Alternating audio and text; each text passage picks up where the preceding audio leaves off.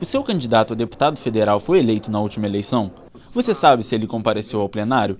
Ele é ficha limpa? Para responder essas e outras perguntas, o Grupo de Pesquisa e Extensão em Comunicação, Internet e Política do Departamento de Comunicação Social da PUC-Rio lançou o site O que fez seu deputado. A gente pensou que contribuição que a gente poderia dar para o contexto eleitoral desse ano para o regime democrático brasileiro. E aí daí que veio a ideia do site, né, de dar uma contribuição do grupo de pesquisa que analisa, né, a política na internet para o contexto eleitoral brasileiro desse ano.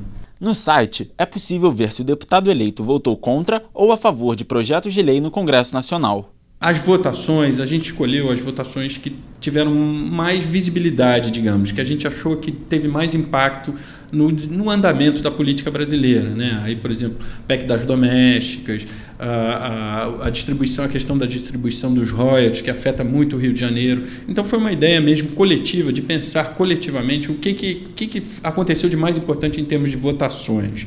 Esse advogado acredita que o mau desempenho dos representantes dos cidadãos é um dos maiores problemas da democracia no Brasil e no mundo. A representação está em crise em todo o mundo porque, em geral, em todo o mundo, os cidadãos se sentem pouco representados pela atuação efetiva dos parlamentares que escolhem. Me parece que um dos pontos, né, que deveriam ser considerados numa eventual reforma política seria justamente o estudo dos modos através dos quais se poderia aumentar o controle da cidadania sobre a atuação dos parlamentares, que hoje é praticamente reduzido ao voto retaliatório, né, na eleição seguinte.